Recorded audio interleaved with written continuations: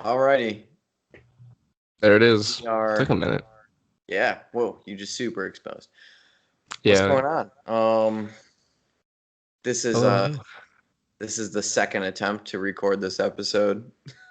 Feels like the fifth, Yeah, honestly. we the last couple episodes we've had to record so many times, Yeah. just because something came up or for one reason or another, or something broke or. Yeah, maybe someone stopped recording 12 minutes in. Capo, goddammit. Oh, good times. It's all part of the learning process. Tis. Tis. But welcome back, everybody. This is officially episode 7 of the Weekly Anabolic, Wow. and we are here to bring you some nuggets and banter and other random conversation that just seems to develop. Um, if you haven't yet, give us a like and subscribe on YouTube, and if you're feeling extra kind, head over to Spotify and give us a rating and review, or however they do that over there. Maybe it's just a follow and download of the episode. It might Um, just be. but we would greatly appreciate it. It helps us continue forward and help more people find us. So thank you for joining us, and we'll get underway. We've got some more Q&A questions to go over today, and we're just gonna have a good time. As usual. Yeah. All right. First question. We're starting out sciencey today, Ooh. and so I'm gonna lean on you a bit for this question My because brain. I am pretty meathead about it. So, um, my question for you is there a limit to how much protein your body can take in a single meal? Ooh. Ooh. Ooh, I diet question. like. I like. Um, yeah. So I would say yes, there is a certain limit to the amount of protein that you can digest and readily absorb. So like, experienced lifters can generally synthesize a little bit more protein than people who are inexperienced. So they don't need exactly like a shit ton of protein. But more experienced lifters can handle a little bit more protein than inexperienced lifters. Um, but either way, if either of the two overconsume the amount that they can't exactly readily synthesize or utilize, I should say, then in both cases, it'll most likely just get turned into fat. Really interesting. And also, I was kind of weird, but when you're geared, you actually need less protein. Okay. I can, in a kind of roundabout way, see that. Yeah. So these guys are obviously consuming much, Well, much more yeah. protein, So, but I they mean, need less we gotta look protein. at if we look at why or how we utilize protein, it's for the most part recovery, right? And and if you're geared, then the gear is doing a portion of that recovery for you. So, yeah, I can see that. Yeah. Wow, we got in heavy already. We're like 4 minutes in. Yeah, Whew, we people are jumped burnt already. right off the edge What do you there. think, dude? um, yeah, so I generally, so when I program, I do more of like protein intake with just best practices in mind. I think with every meal that you have, you should have 20 grams of protein minimum. And that's really because we're just trying to spike a protein synthesis cycle.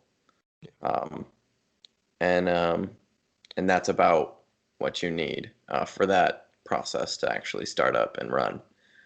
Um, outside of that, in the terms of what's the most you can consume, I really don't know. I think that number changes depending on how much muscle you have. Right? Like someone who's 280 pounds probably needs more protein for their recovery than someone who's 180 pounds, right? And so they can take in more, and their body will be more receptive to that protein coming in. But I don't actually know. I've never looked into the science behind it. I really just do more of a best practice, and I always keep my protein pretty well balanced across my day, because I don't, or at least I haven't heard of any studies or science that show that consuming more pre and post workout will benefit you any more than if you just have it varied out, as long as you can do that 20 grams minimum across all your meals. Yeah, word. Right. So that's kind of my take on it. I don't overthink it too much. Yeah. Don't want, what do you call it, paralysis by analysis, right? Yeah. Like, just follow this best practice and you'll come out the other side. Yeah, exactly. Like if you just like I think that happens with almost every area that we talk about is Yeah. it's going to be the same thing. Like if you just overanalyze things, you're going to get paralyzed. Yeah, 100%. Yeah. To It's get a like, little bit overanalyzy, I've seen one study that was suggesting that 40-gram boluses of protein were muy bien in terms of protein synthesis. And the yeah, protein synthesis, if you were to plot it on a graph, it looks like a bell curve. So it goes up to a certain point. Like let's say you put that 40-gram bolus in there. They found that 40-gram bolus would spike protein synthesis. But then if you gave a bolus anything larger than 40 grams, it would dip off. So regardless of the amount of protein that you take in, it doesn't necessarily mean that you're going to utilize all of it beyond the 40 yeah. grams. It won't sustain your protein synthesis cycle any longer. Yeah, exactly. So Right. like more doesn't necessarily mean more, and that Right. regardless, after you can utilize only so much, it does take a dip, and then it will take a dip. And if you introduce more protein, it doesn't go back up. It actually just consistently goes back down. Yeah. And then it isn't until like 2 hours later you Yeah, the can spike cycle it can again. only run so often, right? Yeah, exactly. I don't know Yeah. the exact science behind that, other Yeah. than it can only run like every 2 hours. Yeah. It essentially needs like a cool off period, right? Yeah, totally. And I'm guessing that depending on if you're a trained individual or untrained individual, that bell curve will probably drop a little bit, where your peak will happen a little bit quicker, but then also a little bit, or maybe not even quicker, but a little bit more shallow than like a trained lifter or someone who can utilize more, Yeah. obviously. So your bell curve will probably shrink a little bit if you're untrained. But again, don't overthink it. 20 grams of protein, a meal, Right. no Yeah, less. just, Should be a nice sweet spot. spread your protein evenly over your meals, and so be it, right? Yeah, totally. Yeah, so that happens a lot. You see it a lot with people that are, taking it over to the training side. You see it a lot with people who are super, super involved in like biomechanics, hmm and trying to align every single joint angle and movement arm, and where I've been it there. doesn't have to be analyzed that closely. Like, zoom out a little bit. Yeah. Yeah. And And, if you, yeah, dude, if you do, you'll literally look like me like 2 years ago lifting 135 and looking like I was under like 8 Gs. I'm like, yeah. Yeah, so it's really easy to get way too deep into the science. That's why I kind of like being a little bit meatheadish with some of the stuff that I do, because it keeps me from, you know, just becoming paralyzed and like not doing something perfect. I try to be as efficient as I can, but I don't. I've got way too many other things. Whoa, way too many other things to worry about than just analyzing every single individual piece to be perfect. Um, because you can read 100 studies, but those studies aren't on you, yeah. right? And as humans, we're all slightly different, and we have different environments and different body compositions, and everything about us is different, you Yeah. know. And so unless that study is directly on yourself, which is kind of what you do over time as you try out these best practices. You learn what works Yeah. best for you. Because that's really what all of this is this is just one very long, excruciating science experiment on ourselves. Yeah. And so you learn to tweak things, and that's why we keep note of, what we're eating and how we're training and all that stuff. That's why we try to keep track of what we do the best we can. That way we can change variables as we see fit. But studies are a good place to start. But you shouldn't paralyze and limit yourself to following exactly what's within a study, and think that there's no possible better option for you, because that's what the conclusion of the study was. Yeah, I agree. Yep. So there's a little note on being science. And the guys that do the training experiments too, not for nothing, but these guys aren't working with like world-class bodybuilders. They're literally just pulling people off the street and telling them to like theoretically take themselves to their max. And these people have no clue, or they don't really closely resemble the people that are actually training looking at these studies. So yeah, so definitely most studies are done with what the average person is supposed to look and be like. And if you are a bodybuilder, which I'm going to have to assume you probably are if you're listening to this, or you really enjoy training, you are not the average person by any stretch of the imagination, right? And so those studies can only reflect your environment and who you are as a person so well. Which is why I say it can be a baseline, but be ready to adjust and be willing to adjust. Yep. You should always be looking to, make little improvements and see what's going to work best for yourself. And don't be scared to try things out sometimes. It's okay. Yep. And so that's, as a little tangent to that, that's why having a coach is really good. Because a coach is someone who can help keep track of those variables and sort of steer you in the right direction based on their experience and what they've learned through their own training and those sorts of things. So that's why it's good to have a coach. One of many reasons why it's good to have a coach is they can help you walk down that path of experimenting on yourself to find what is optimal for you. Yeah. Make sure that you don't go too crazy in one area. Right. Yeah. You don't change a variable too much. Mm-hmm. Like it's, you see it all the time with people that are trying to figure out how to do their first bulk or their first cut even. Actually, more oftentimes their first cut is they've put on some size in the gym and they're a little bit hefty. And let's say they were eating 3,500 calories a day. So many people, when they go to start their cut, will drop to like 1,300. And then they just shot themselves in the foot. Like, people drop ridiculous amounts of calories thinking that's what a bodybuilding cut looks like. But it doesn't look like that until super far down the road. Like, and that's, having a coach is what kind of helps you figure that stuff out. Yeah. For sure. Try by error, I suppose. But yeah, and it goes the other direction in a bulk.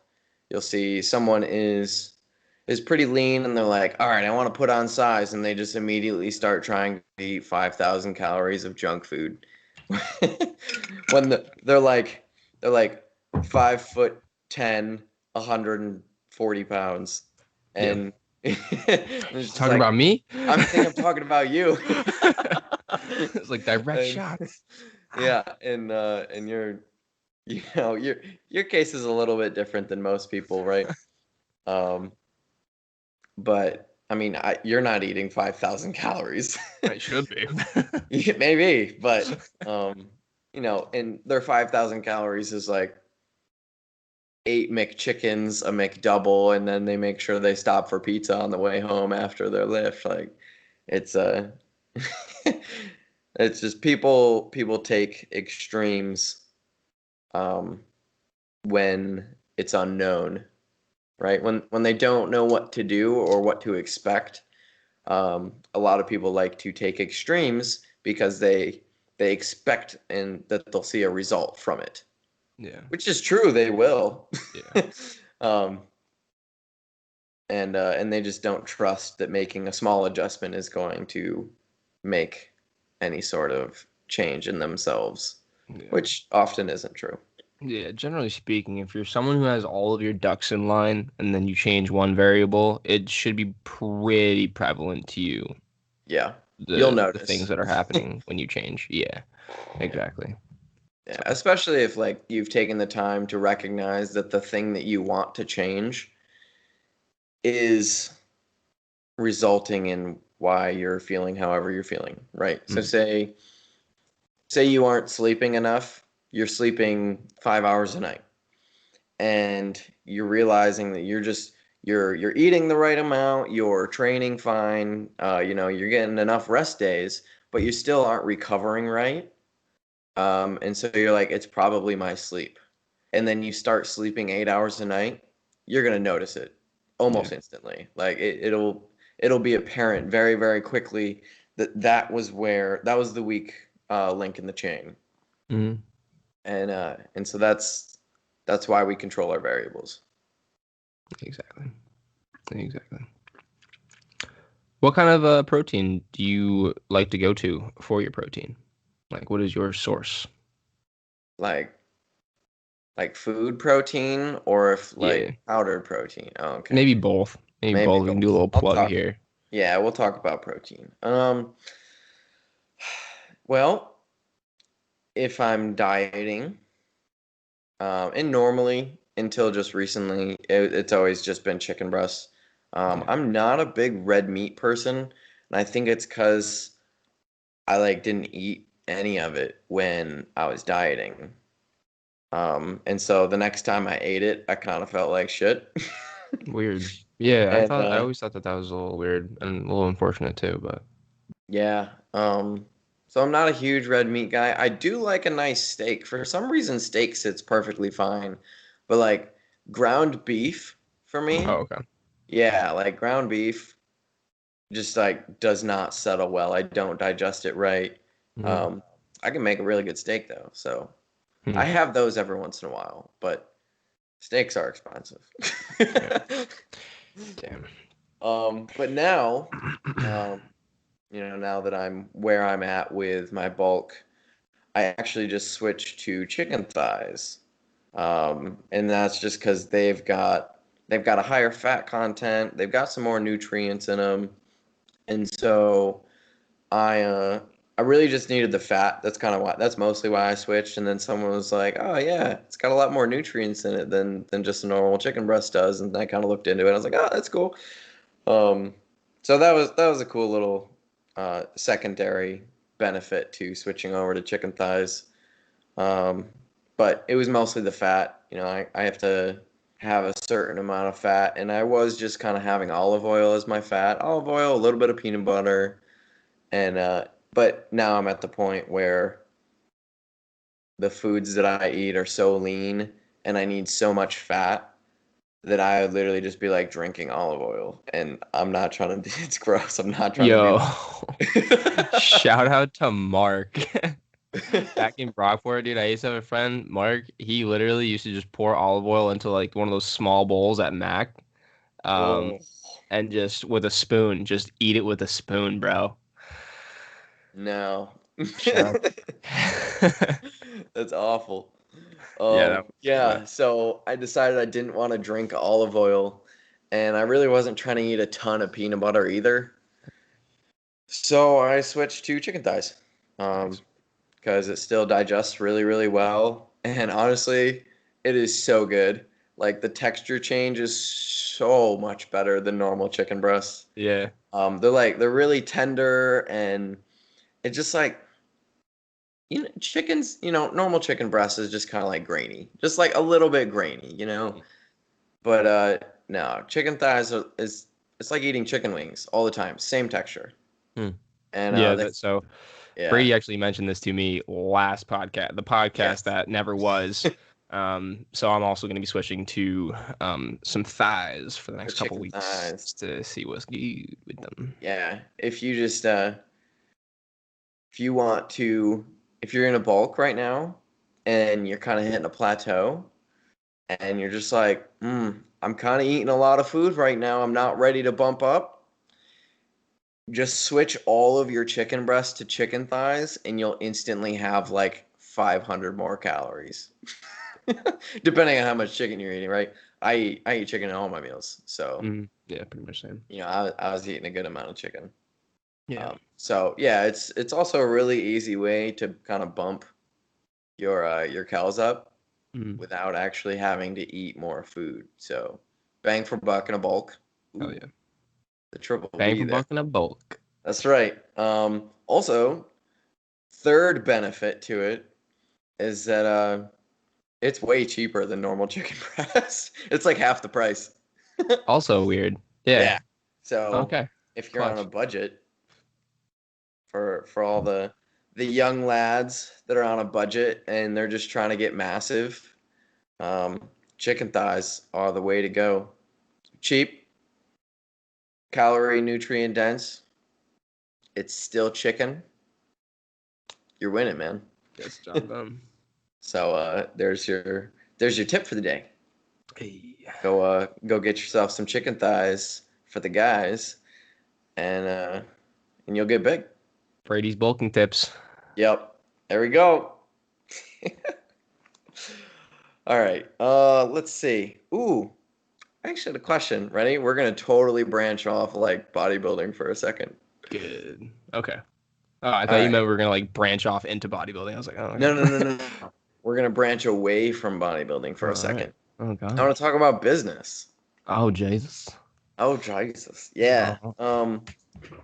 For you, actually, you've got some merch. I actually almost wore my B Capo Fitness shirt today, but I'm not training today, so Yeah. I couldn't wear that shirt because it gains me 10% more anabolicness in my lifts. As does the undeniable Yes. merch. I wore some undeniable gear like 2 days ago during my leg day because I There you needed go. it.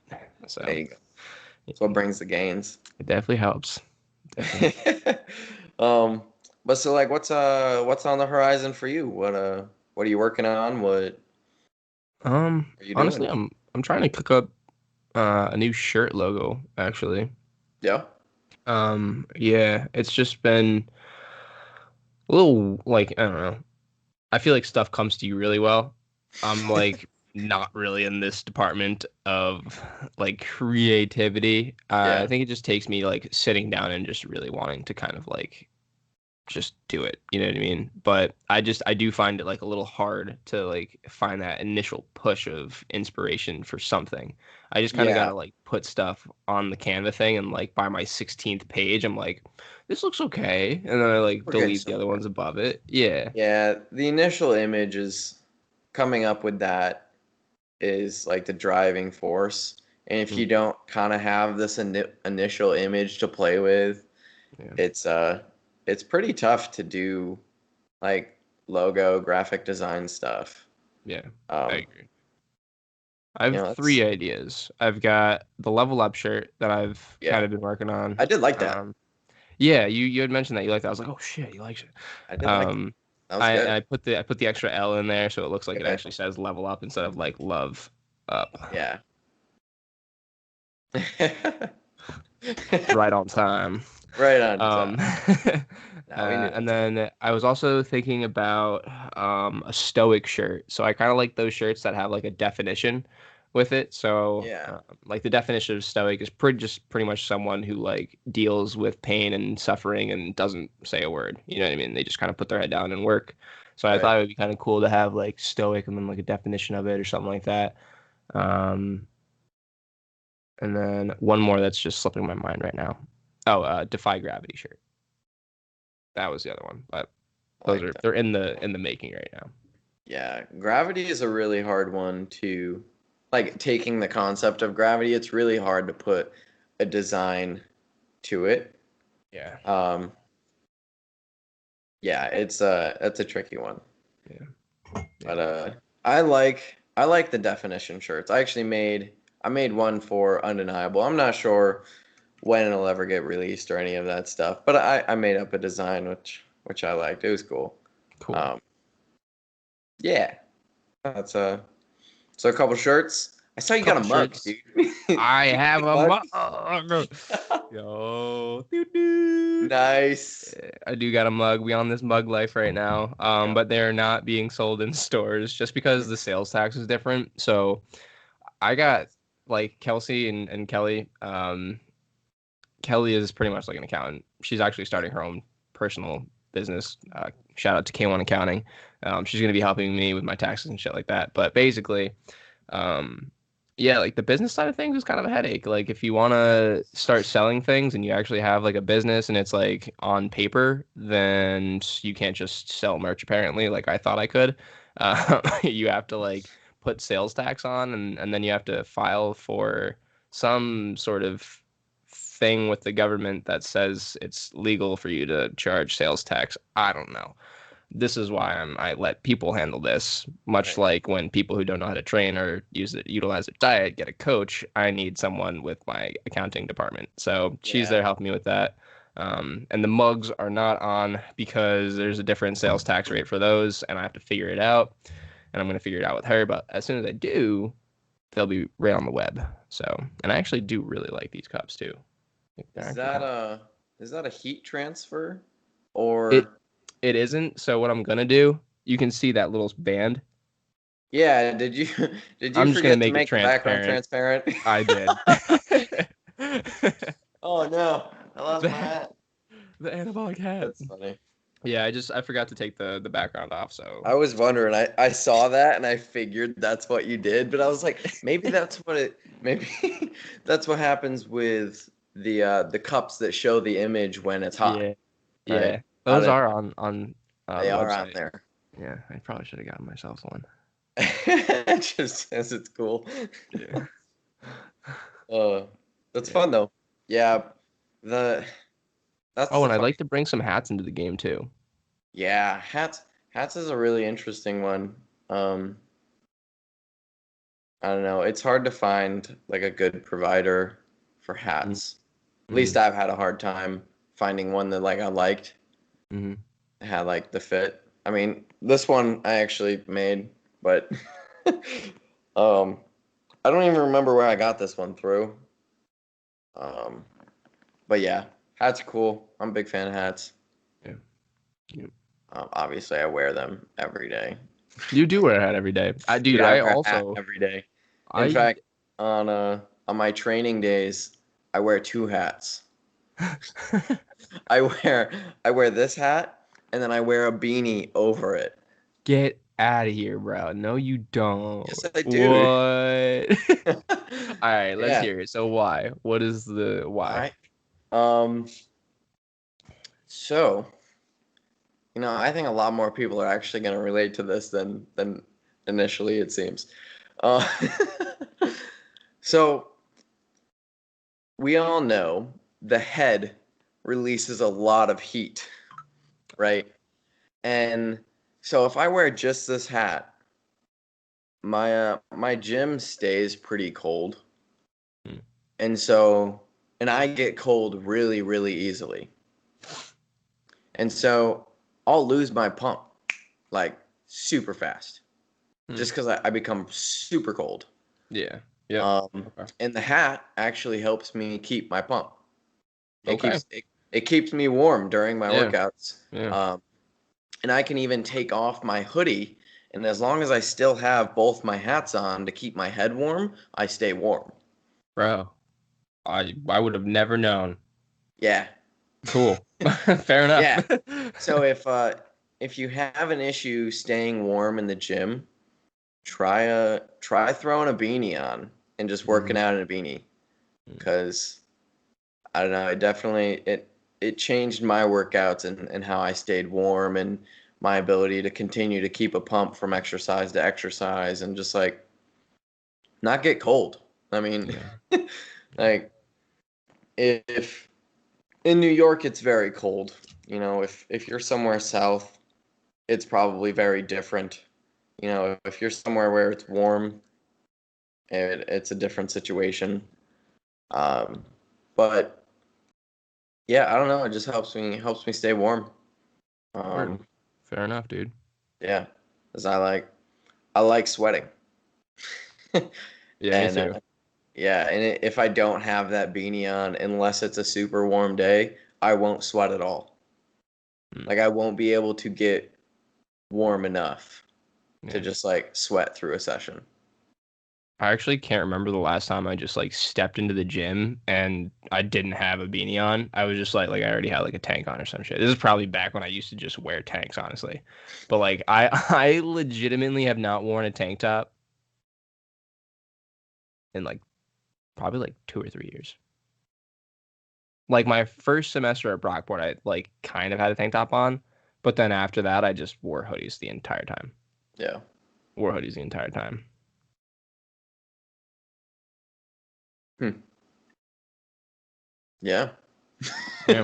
I like that. No, I don't know. I go through phases with tanks.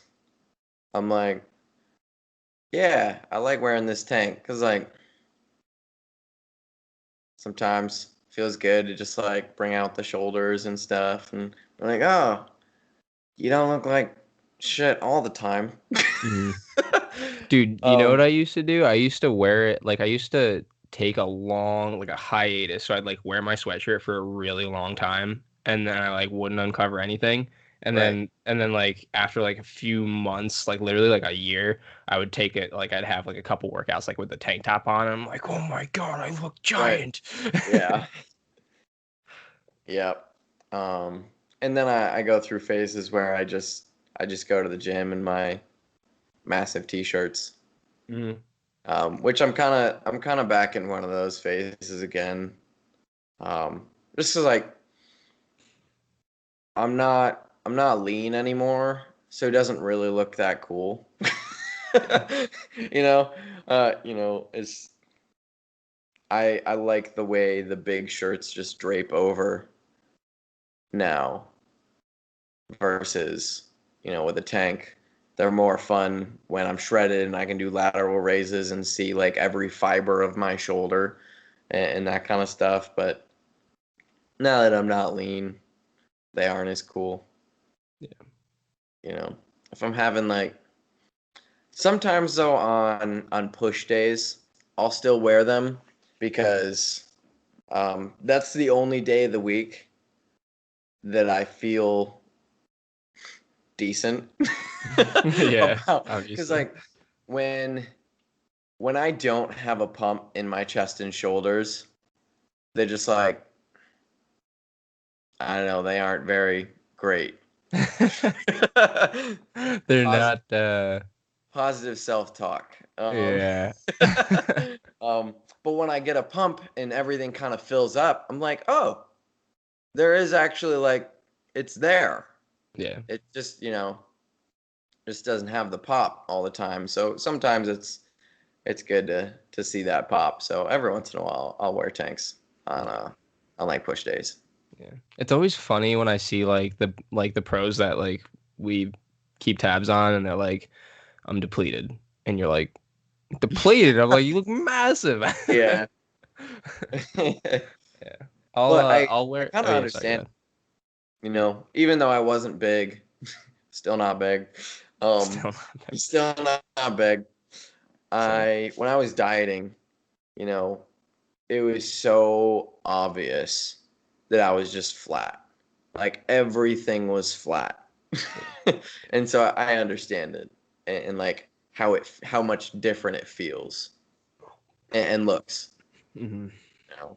But they Like just have so much muscle that even when they're flat, they're it still massive. looks big. Yeah, exactly. Yeah. Yeah. Yeah. Yeah. All right. Oh, I got another one. Okay, we're going back. We somehow looped back to bodybuilding again. It always does. It always does. It's what we do. Yeah. Can't stop us. All right. I'm gonna ask about your dreams and aspirations here. Oh fuck. Are someday, do you ever have like the hope that you're sponsored? Um, and then I've got a follow-up question. Um, So as a bodybuilder, yes, do you ever hope to be sponsored? yes, but not for like the fame and the clout and like the discount codes that I can give to people. Like I actually, it's funny because I was You on don't the want to Yikers save Island. people 10%? I mean, it is cool. Don't get me wrong, that's awesome. I love that. But I was on the Yikers Island podcast a couple days ago. Shout out to the Yikers Island podcast. It's a podcast just hosted by some peeps that I graduated with. Really cool podcast, super funny if you're looking for a laugh. They talk about the funniest shit. But they called me an influencer and my heart died like a little bit. And I was No. like, yeah, and I think it's just the perception of things. And I was like, Yeah. not Yeah. influencer, But inside you just like shriveled. Yeah. a little bit, but obviously I didn't actually like take it to heart, and I know that they weren't even meaning it the I way mean, that like someone like us would even take it. Like it's not even bad. Like if you're listening to this, guys, it was totally fine. I understand like where you're coming from, and I thank you for like telling me that. So, yeah, no. but Influencer is a good thing yeah, because it just means that you're making some sort of impact on the people that follow you. But mhm, we just have such a negative connotation with influencer because of the general pop of what a fitness influencer does. Generally, they're wombos. they are wombos. I think I've described on this podcast what a wombo is before, so I won't again. Um, but they're wombos that latch on to anything that will gain them another follower or dollar. Mm-hmm. Uh, and Yep. so when you have a kind heart and you actually care about the people that follow you and support you, um, being called an influencer hurts the soul a little bit sometimes in this space. Yeah. Yeah. So Anyway, continue to on. answer the question, yeah, I would love a sponsorship because I would just love to get the supplements that I love given to me for kind of free. I think that would be dope. I don't even know if does Nick get his subs for free? Yeah, I believe so. He Yeah, get that's all I'm I saying. think there's a certain amount of things that he gets for free. Anything outside of that, I Mm, think he has to pay for. fair enough. Like, say no more. I would Yeah. love some free subs, my dude. And if I could save some other peeps like 10%, that'd be really dope too. But yeah. So my follow-up question to that is, in a sponsor, what are you looking for? Would you be picky about your sponsor, or if somebody came and offered you free supplements, would you take it? I'd be very picky. Yeah. I'd probably be leaning on like Raw right now, just because I'm really enjoying their subs. Yeah. Yeah. So Raw, if you're listening to this, I love you. If you're looking for someone to help push the products, I'd be more than happy to. Your products are great, and anyone that's listening, they do actually have some solid products that Yeah. I think are worth a look into. Yeah, definitely a good company, a good brand, a good message. They care about their products and what they do and what they put out, and it's quality stuff. So kudos to them. I would agree with exactly what you said. I well, okay. I think my outlook on a sponsorship is a little bit different. Um, would it be cool to have free subs? Yes. But I would also like a paycheck at some point. I think I would like to get to a point where a company can take me on and then I can actually just collect a salary from them and being a part of their team. And I would actually like to be a part of their development. Hmm. Right? Versus just getting free stuff. I would rather be a part of the team that helps, you know, actually make the stuff, and I want to be a part of Mm, the company, and okay. not just be someone who gets things, Yeah. uh, just because that stuff interests me. Um, Yeah. Yeah. I feel good knowing that I create good things. Facts. You know, um, Like I now, think that their products are good, so I already like kind of stand behind them. right? And I actually wouldn't. I probably wouldn't be able to like. I think it would be cool too to like kind of see what's going on in, like the sup area.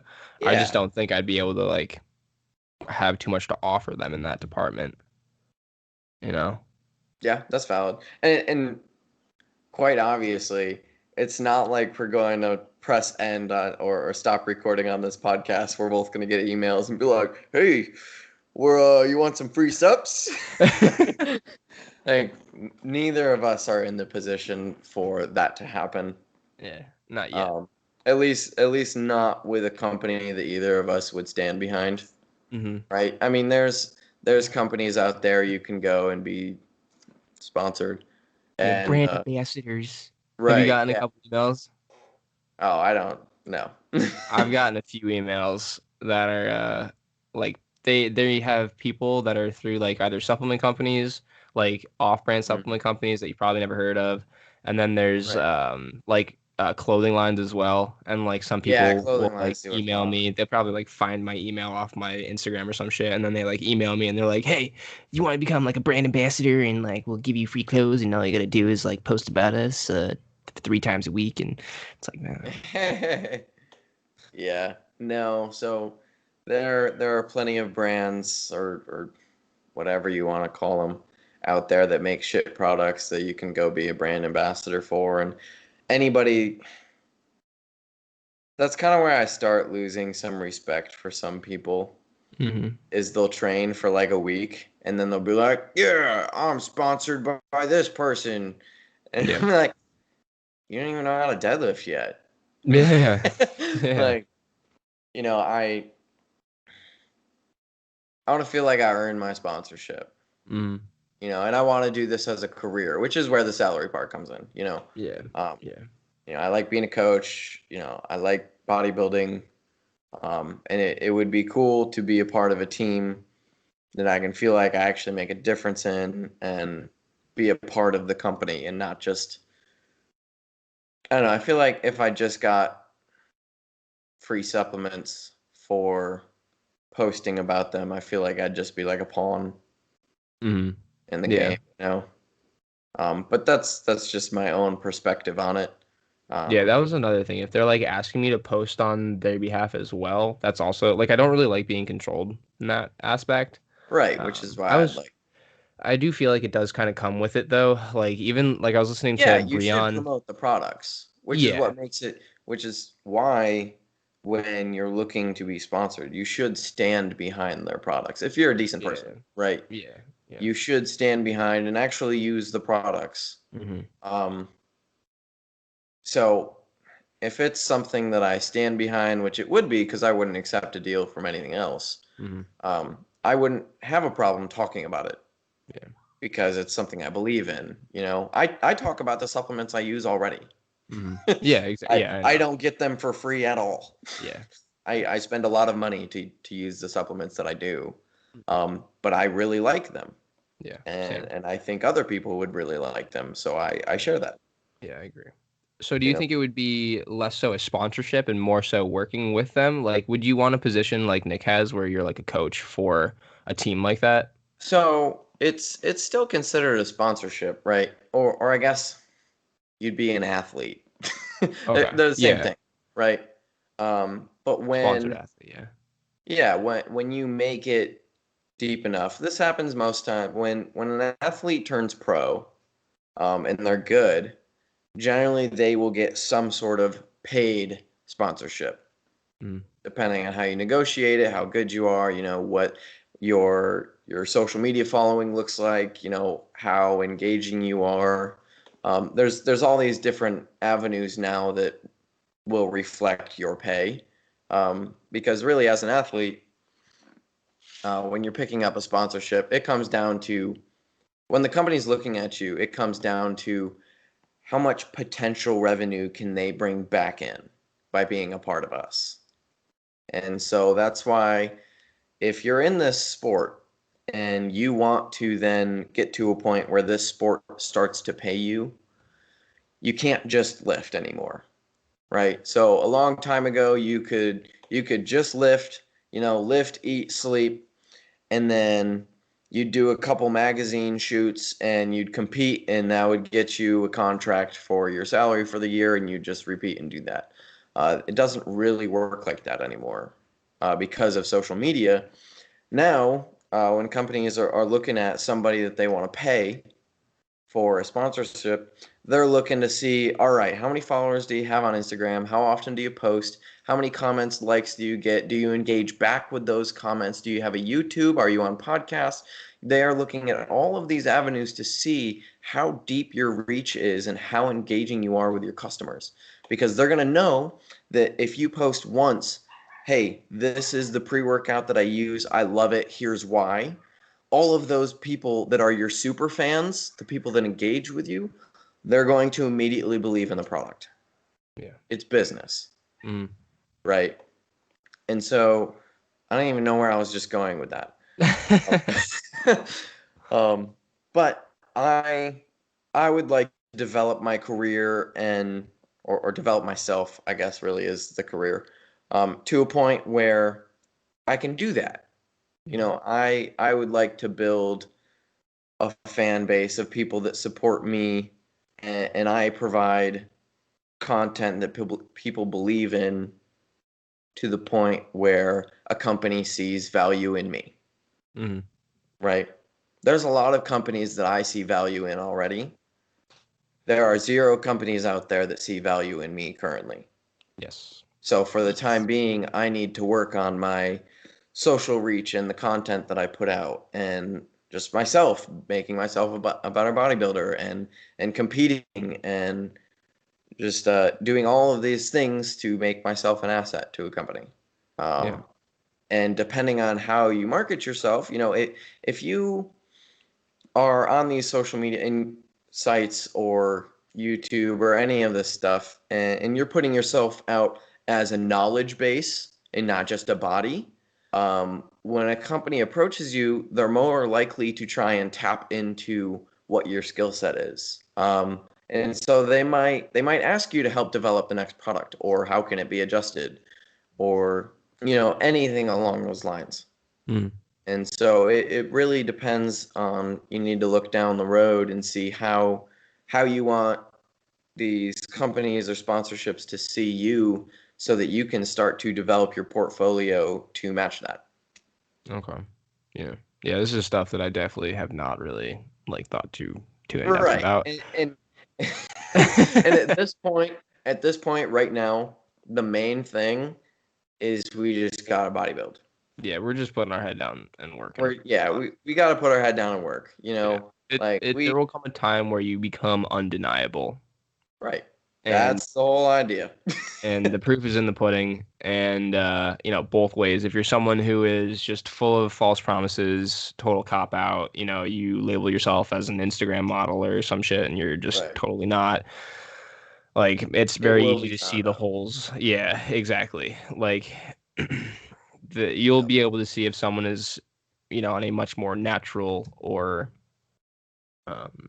much more natural path, I'll just say, or a Yeah. path that is true than a quick, a quick route. Yeah. Something Yeah. They're in it. They put in the work. They're about it. Yeah, exactly. I've thought about being a member of the Camp Jansen team. That would be really cool to be a coach Yeah, for it Camp would be. Jansen, in my Yeah, opinion. I think that would be really I dope. agree. Nick, I'm low key living vicariously through Nick, because I think what he's doing is amazing. Honestly, he's doing all the things that I would absolutely love to do. He Yeah. fucking moved to his Mecca. He's surrounded by the people that are just as in it as he is, surrounded by pros. He's training with pros. He trains pros. He's with that demographic of people that you and I would both just fucking love to train, Yep. coach, and look over. But that time is not right now. We just have to keep working, just trying to become the best coaches that we possibly can until we get recognized and things are undeniable, and we can't be refused. So We got to put in the work right now. exactly, that's what we're doing. we're both very young. Yeah.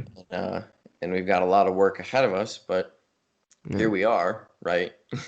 We're trying. Yeah. Right? Yeah, exactly. And I wouldn't even say we're trying. We're doing it. Like we're doing it. We are doing right. We're doing it. And we have no idea what we're doing. Yeah. One step after the other. You can't get to the finish line in one step, so you got to take a few. I put up an Instagram post about that today. I was like, there's no. I saw a handful of posts this week of people saying, "Here's the secret." In the fitness realm, people love the word secret. That's a wumbo term. Here's the right. wumbo It term. is a wumbo term, and so I put up a post today. I was like, there's no secret, there's no key. You just have to force progression. It doesn't matter. You have to keep moving. It can be a half step, even a quarter step. But any progression, any step forward, any movement forward is progression worth pursuing with intensity.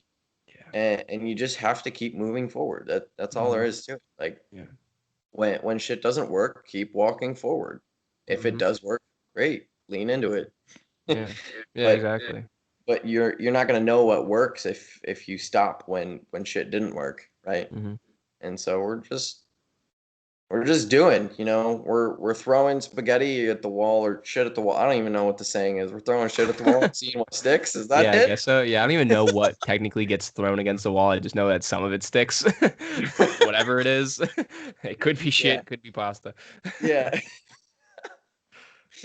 So I thought it was cool how you had said like it's okay if you even like regress a little bit. Like even if you accidentally like go a certain route and then you're like, oh shit, okay, we got to back up a little bit. This was not the right path. You just backpedal back onto that main route that you were on, and then you just keep going forward, keep moving forward. Meet the Robinsons, keep moving forward. Is that what that show was called? Meet the Robinsons? I have no idea. Disney animated movie. Do you remember that? Meet the Robinson. That sounds right. Yeah, little kid, blonde hair, adopted. Yeah, time traveler, that's bowler it. hat guy. Yes. Keep moving forward. Keep moving forward. Yeah, it's all you can do. One foot in front of the other. Yeah. And I will also say, don't like when you see progress, don't fucking stop. Do not stop. There's gonna be people that are gonna tell you you're doing too much. You deserve a break. Like this, that, the other. Don't fucking listen to them. Block them out. Keep doing your thing. Try to burn yourself out. Try. I dare you. Because honestly, what's probably going to happen is you're going to push yourself into a different area and you're going to have more challenges and you're going to just totally embrace those things and you're going to want to push even further. But the second you start laying off that gas pedal, the second you give yourself an inch, you're going to take a mile. And this happened to me like probably at the beginning of quarantine, maybe just before quarantine kind of happened. I was getting like really hot and heavy in this online coaching thing. And then I had a few people that were like, yo, like consciously, like Pops, the madre, even the girlfriend, like my friends as well. Like they all kind of knew that I was like doing this stuff. And I was like literally waking up at like 7 a.m. and just continually working on this stuff like all day long. And I absolutely loved it. And I had all this momentum built up. And then I had people telling me like, hey, you should stop, or hey, like, shouldn't you be taking a break, or you've been working on that for too long, like you should take a rest, you're gonna burn out. And I've listened to them, and I shouldn't have. I listened to them, and I was like, okay, I'm gonna give myself an off day now because I think off days might be healthy. And I gave myself an off day, and then I was like, oh, maybe it's just like Saturday, Sunday we'll take off, and then during the week I'll work because I work pretty hard during the week. And then eventually just things just started progressively going downhill, and then eventually I just like wasn't doing nearly as much as I was before, and I could clearly see it, and not seeing that progress put me down even more, and it made me pull back even more. So just never regress, never retract things. Like just always try to expand, always try to grow, always try to build on top of whatever you're doing, and don't slow down. Absolutely. There's always more work to do. Always more work to do. And when shit sucks, doesn't matter. You gotta get up and go to work tomorrow. Yeah. Sometimes shit sucks. Sometimes it does. Yeah, you just gotta laugh at yourself. Keep moving. Keep moving forward. All right, rapid fire question. Would you rather have penis-sized nips or nip-sized penis? Wait a minute. Penis-sized nips. Oh yeah. So does that mean that like my nips are like super long and like gross and like just dangling? Or Yes, would I sir. You rather got have dicks for nips. nip-sized penises? My nips. I don't have a pepperoni nip, Brady, so I'm gonna say I would like to have some penis-sized nips. I would agree with you. That's got to be a little. I'd probably just like tie him into a bow You think at so? that point. I'd use them like nipple tassels. Yeah, he like wait, Wild West Will Smith when he has Yeah. the bra on, he's like, Yeah, dude. things are spinning, bro. I don't know. I'd have to dress them up or something. It'd be so Yeah. fun. I'd probably put some beads on them. Oh my god. Probably would have to pierce them. Put a couple piercings on them because there's enough Yeah. room. Bedazzle Obviously. it. Yeah. Maybe put like a gauge in one. That Oh. would kind of hurt. Ow. Oh my god. What about you? You said you agree? Yeah, I would Yeah. also go with the penis-sized nips for sure. Yeah. Yeah. I don't think like a nip-sized penis. It Because then wouldn't once it go- gets cold, it's just even worse. It wouldn't fare very well. No, I don't think so either. Be a sad man. Yeah. Yeah. No. Nips. Definitely nips. For sure. Yeah. All right. I like that. That was fun. Good break from the seriousness for a second. Wait. Okay. What if would you come back to me? Come back to I gotta formulate this. Okay. I actually do want to go back to something you said like 2 minutes ago because it has relation to a question that I had. Is your family supportive of your bodybuilding? Have they always been? Were they not at first? Or take me down that.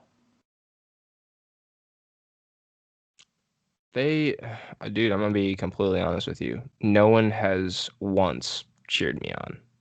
Like Yep. I've tried, especially like I wouldn't say recently, but like this year when I was like really kind of making really solid progress, I was trying to show them some of my videos and like they didn't obviously think anything of it just because I guess they're not familiar with like what's good or what's not good and this, that, the other. And I think they view it as kind of just like a selfish thing more so than it's kind of something that I really freaking love. Like even when I was starting this whole coaching thing, like, and I was getting clients in, like my mom was like you should get a job, and I'm like, fuck, I love this shit. This is like I'm working and I'm doing what I love, and like, Yeah. but at the same time, she was like, you got to go get a job. I think she's opened up a little bit more with that. Maybe she talked to someone, who knows. But my dad is like kind of completely oblivious about that stuff. He's like, it's really just like, oh, you're not going to be eating dinner tonight. Like you're going to the gym. And he's like, okay. And I also understand that. Like I think like having dinner with the fam is something that I should do. And here I am talking to you on this podcast, skipping dinner. But Sorry. I do feel bad about like skipping dinner every once in a while and going to the gym. But at the same time, it's kind of like, it's just how my meals align. It's just how like this stuff happens. And like they don't really understand like kind of what I do. I think they think I'm like a super health nut as well, because they're always like, oh, you wouldn't like this. Like you shouldn't eat that. Like it's got too much carbs in it. And I'm like, do you see me? I'm 140 pounds soaking wet. I need carbs. I need that. Carbs. Yeah. And it's like, they're like, yeah, you don't eat junk food like this, that, the other. I'm like I do. I'm in a surplus like all the time, guys. Like, There's a misconception there. Yeah. For sure. Like I haven't really been like truly supported in it, but it's not like this is exactly a sport. Like they might come to a competition. They might, like when I compete.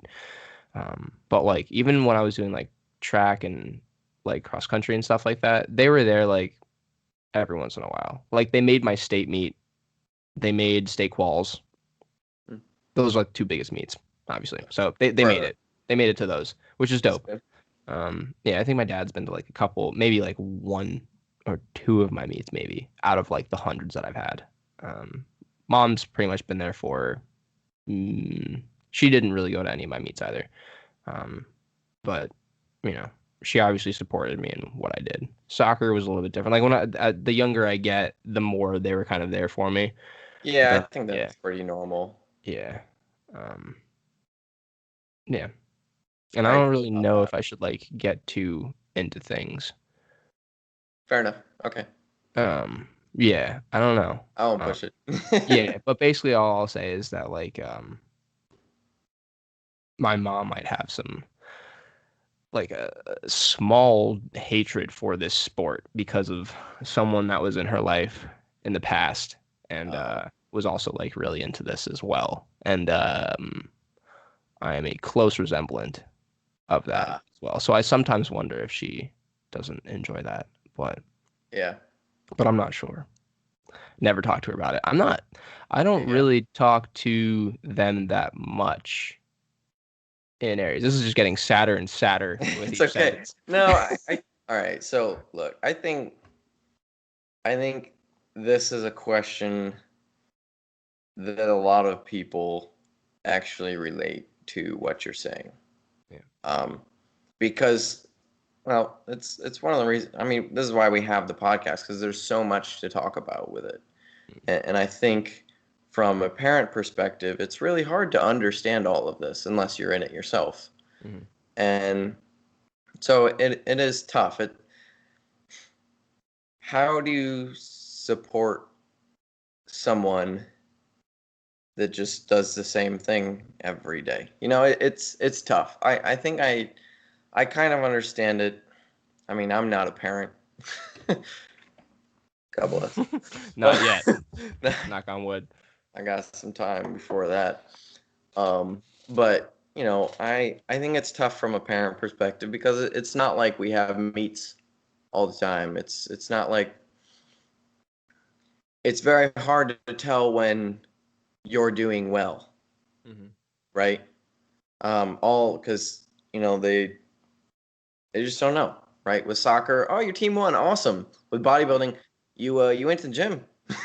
You're a rep up? just, Oh. just yeah, right, exactly. Was that up a rep? Yeah. Nice, Was right? that good? Yeah. It's bodybuilding is such a hard sport to support in the same way that other sports are supported, Hmm. right? Because it's not as black and white of you're doing well or not doing well, Yeah. So it's definitely tougher.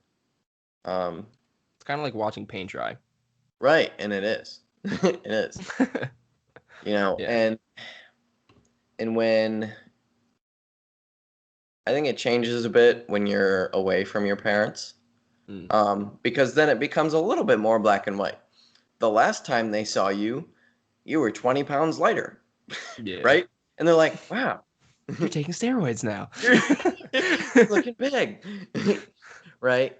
Um, and so it's a little bit different, but it's tricky when you're in the same household every day and you as a parent you just don't know, right? Yeah. You don't know all the inner workings, and um it's a very it's a very new profession as well in terms of if we look at your professional side of it is bodybuilding is pretty new. Yeah. Yeah. And don't get me wrong, I also don't really think that like what I do is like Nick was saying before, like we're not shooting people to the moon, obviously. But Right. like it's not like the craziest thing in the world, and it's not exactly like a doctor position or something like that. Um, Right. Yeah, it's just it's so different from every other standard yeah, that I can understand that it's difficult to support. yeah. Um, my I still parents are think we actually really help just as funny. much though. And I'm sorry, what'd you say? I said my parents are really funny about it. It's weird. So my parents also don't really get it at all, and that's totally cool. Um, I don't live with my parents anymore, so it is what it. Mm, I've But I probably a couple months ago, we're at my niece's birthday party. It was like her second birthday, and I was talking with a family member about kind of what I was doing and in bodybuilding. I was just kind of rambling about it all, and I I showed her. This was my aunt, and I was showing her a couple of just like some posing photos, just to kind of show her. And I was Oh my showing her God.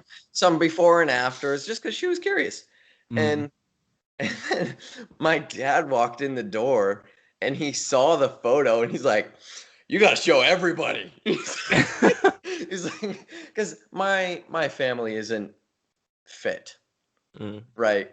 And so they see their son has abs and things are shredded and Mm. muscles that they've never seen before, and Mm. it's all posed and everything. And so my dad's like, "Did you show this person? You got to Yeah. show this person. Show Yeah. Kim. Show." He's like, Yeah. he's just like, and I'm it's a photo of me in my underwear, and I'm just like, yeah, I think I'm gonna chill out because like I was showing my aunt, but I'm still low key like a little self conscious about it. Yeah, I've So, also been in that exact same scenario. I'm That's like, hilarious. it's a little bit weird. Yeah. So no, Mhm. my dad is funny about it. He doesn't understand it at all. But I think he tries to be supportive about it, right? You Yeah, know, that's nice. uh, they don't. Neither of my parents tell me that this isn't something that I should do, so I'll Mhm. take that, right? Yeah. Yeah. Um, My and dad thinks I'm just gonna blow my back out every time I go to the gym. Like literally every time I say I'm going to the gym, he's like, "Be careful." yeah, Oh yeah. my So God. um, I think what helps a lot is, my parents have asked questions, and I always am very capable of explaining everything that I'm doing, which I think kind of eased their mind on all of it, Mm. because I just have a plan. I always have a plan. I know what I'm doing, and I explain why I am capable of doing what I'm doing and those kinds of things. And so I think it kind of took the fear out of it for them. Mm. And so now they just check in and make sure that I haven't died yet. Yeah. Um, but my mom, I actually coach my mom, so she's kind of in on it, and now she really sees what I know Mm. because I relay it to her, Yeah. and we work through her training and her exercise, well, training and exercise, and her nutrition, and she's starting to understand it more, and now she's actually relaying it to other people, which is kind of Mm. cool. That is Um, really, yeah. yeah, so I don't know. I don't expect people that aren't in the realm of bodybuilding to understand it or even know how to support it. Yeah. Um, but for the people that don't support it and actively don't support it, um, I think you just have to distance yourself a little bit from that situation. I was just about to be like, you are of no use. No. No, No. no, you just don't don't put your eggs in their basket, right? Yeah. I think that's Yeah. a saying. I'm so bad with sayings. You can't force anyone to Right. like what you're doing, and you probably shouldn't. And if you are, you probably have some things inside that you have to deal with a little bit more.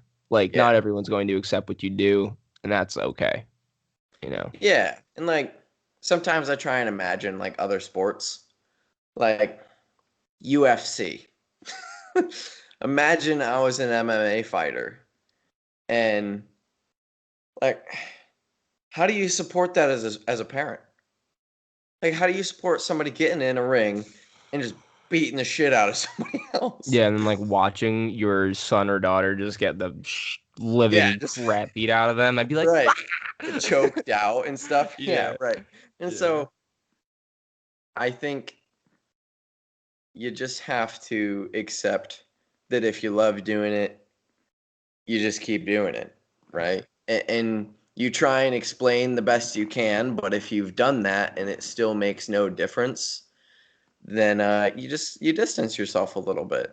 You don't have to cut anybody off, but don't make it a point to talk to them about it when you see them, right? Yeah, just don't start talking about it. Yeah. Right. Because they aren't going to understand, and then you're going to get upset about it, and Yeah, there's no point in getting all butthurt for no reason, right? because your mom doesn't approve of your bodybuilding.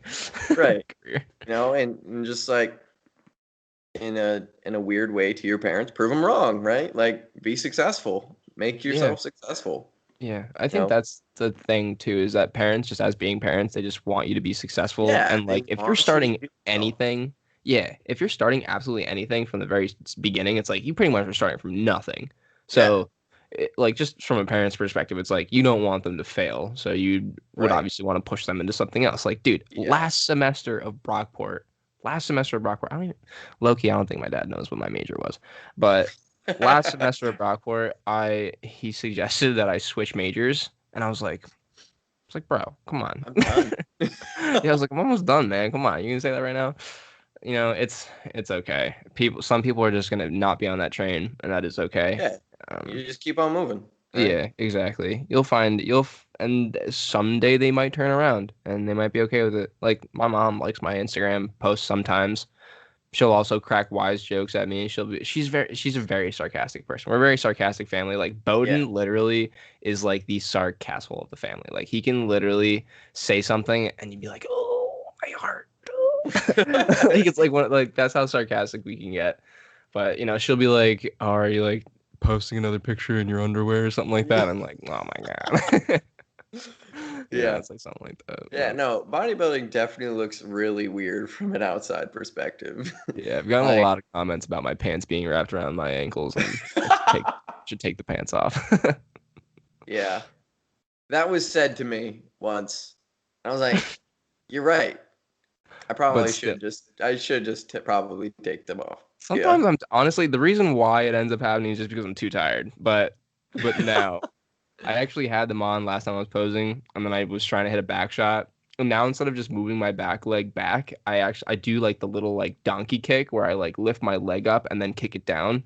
And the reason why I do it actually is just to keep my hips level, because every time I shift, I saw this one cue from Ben Pekulski for back poses. You put all of your weight in one foot and you lean to that side, and then you just like shimmy a leg back, and then you can like recenter yourself and your hips shouldn't move. But it doesn't work for me now anymore for some reason. But I've been doing that little donkey kick now, and my hips are level, so I kind of like that. So then I tried to like throw a little donkey kick, but my pants were wrapped around my legs. I was like, oh shit. So I had to like take that off. Yeah, I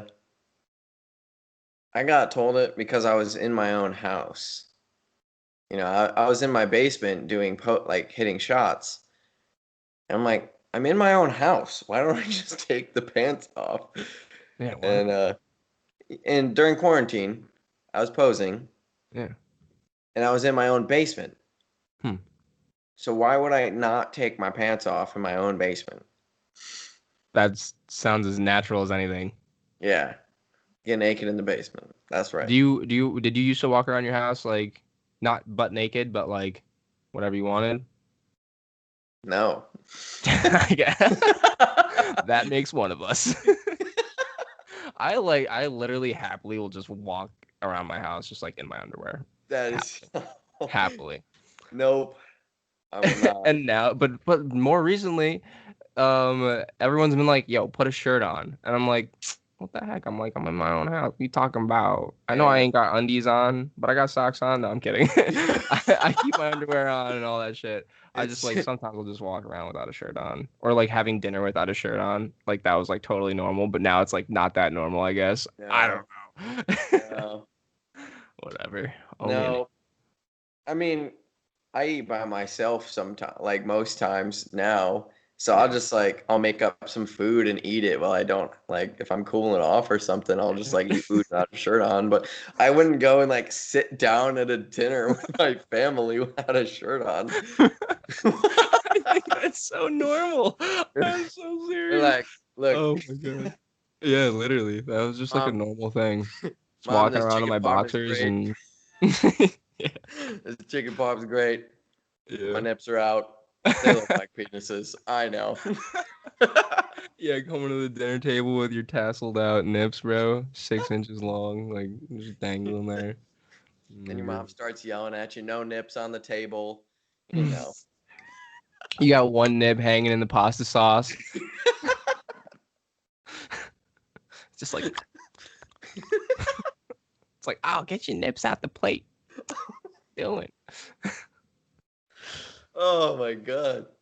So, all right. Side note question: how would you like to be treated as a bodybuilder? What is the best way? What is the most conducive atmosphere for like if you could just have everyone around you just be as really like as conducive as possible to your journey? How would those people act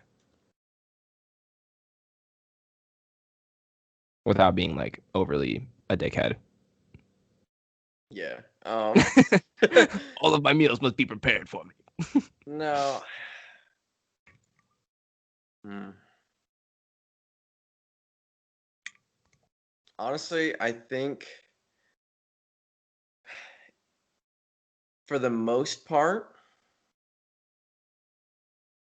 everyone just left me alone.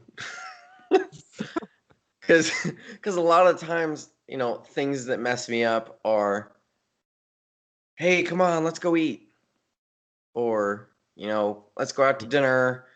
Yeah. Or, hey, we got to go and we're going to go do this thing. So let's go hang And I'm out. like, oh, I can't train the whole weekend now. Yeah. And, have you ever heard the stories of the bodybuilders in Kuwait? No. Okay, so over in Kuwait, it's kind of known that the people that go to Kuwait come back just like a different bodybuilder. And it's because of the way that they live over there. Um, all that they do is you're either eating, sleeping, or training. That's Mm. all they do. Mm. And so you're either training or you're recovering. And because there's no other distractions, these people make, you know, ridiculous progress Mm. in their time over there. And so a lot of, top bodybuilders that are seen with a lot of potential, they'll get invited to go over there, For right? like a few months. Yeah, right. A few months you train in this gym with all of these other top bodybuilders and just live the lifestyle. No distractions. This is what you do. That's cool. Yeah, it is really cool. So I think the most conducive thing to my bodybuilding would be if I just had no other distractions, Yeah. right? If I Mm. didn't have to work, Yeah. right? I still work a full-time job. Mm. That is definitely not conducive. Um,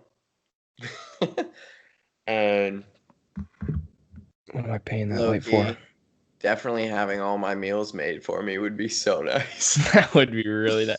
I imagine the perfect atmosphere. I'm literally just sitting in a hyperbolic chamber. I get meals. I get my meals slid to me underneath the door, or like through a little slit. It's got my macros. Don't have to think about anything. All I gotta do Yeah, is just fucking eat.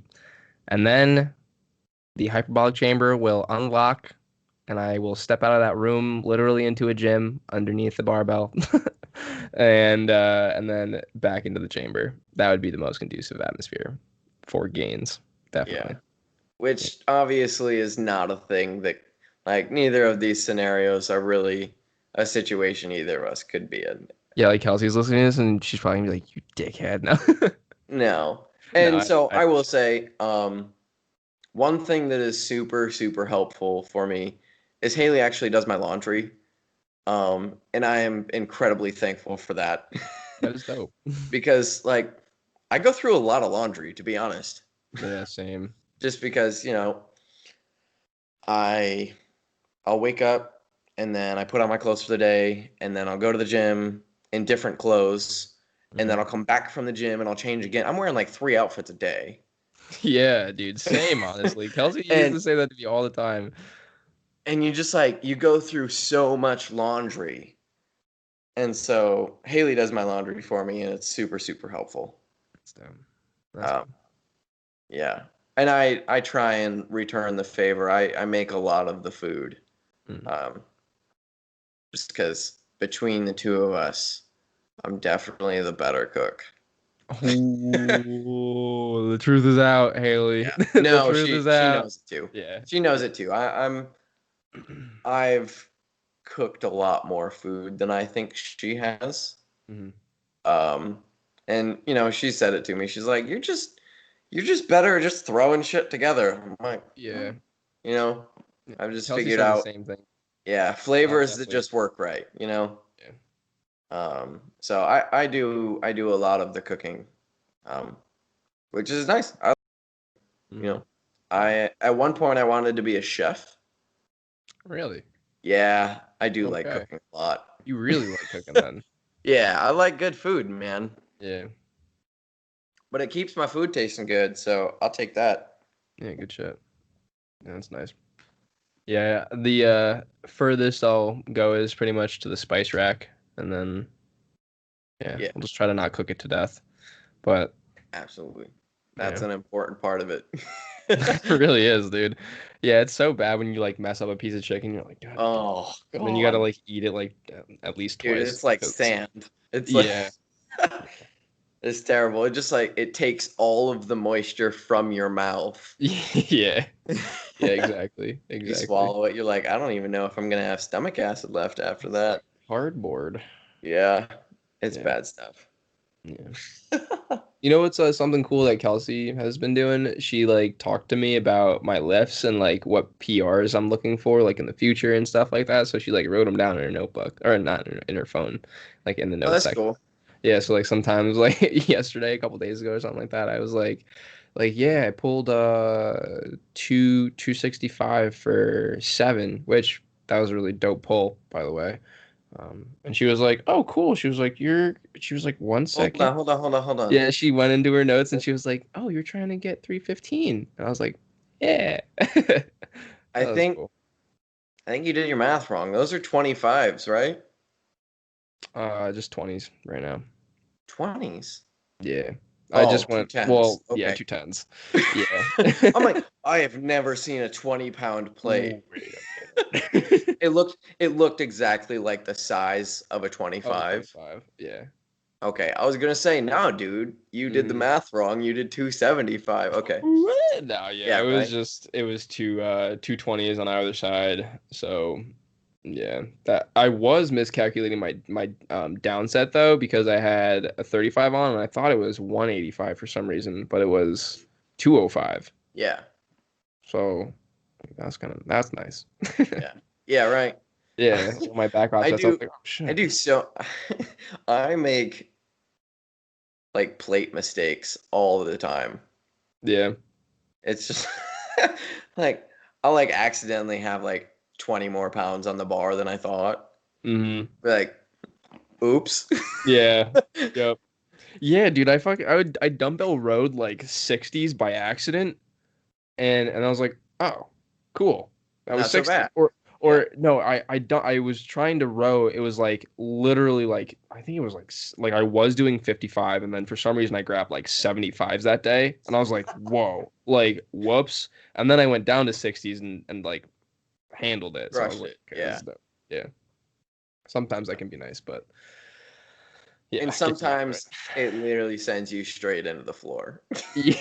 Yeah, dude, that 75 pounds felt real heavy. I was like, Yeah. whoa. I felt like such doo doo after that because I was like, what the fuck just happened? Did I get like like massively weaker out of nowhere? Yeah. Yeah. I Yep. already yelled for the first time in like a month I yesterday. know, I saw, dude. You were saying that you had a little mental block with that. Yeah, I was very emotionally attached to my performance of Yeah. the set, and it was just kind of messing me up.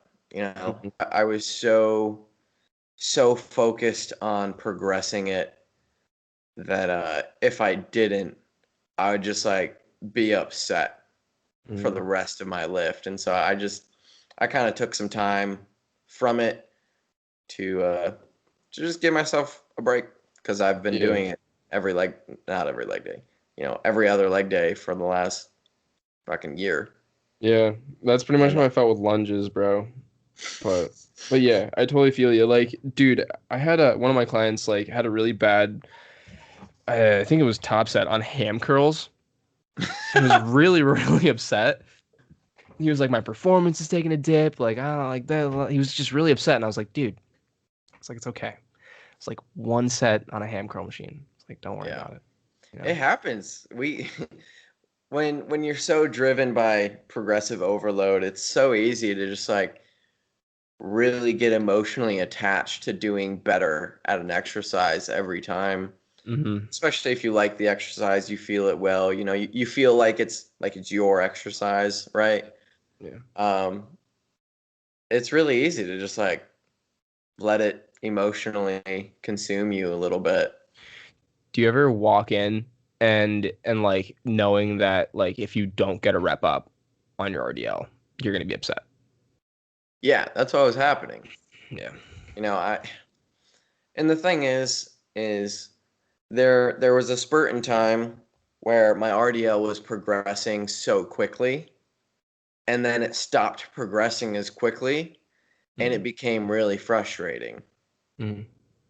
And because I was getting so used to like 10-pound jumps, Yeah. and then it stopped being 10-pound jumps, and then it was 5-pound jumps, and then it was, you're not even going to get a rep up this week. Mm. and and so it was just starting to get really frustrating. So I took some time off, and I came back, and honestly, I mean I PR'd, so that was cool.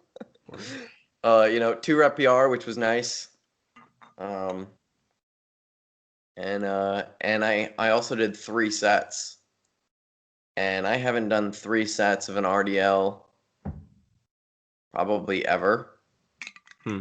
I'm not gonna say ever, but It's been a minute. since I've been training with Nick, Yeah. I haven't done 3 sets of just about any compound movement.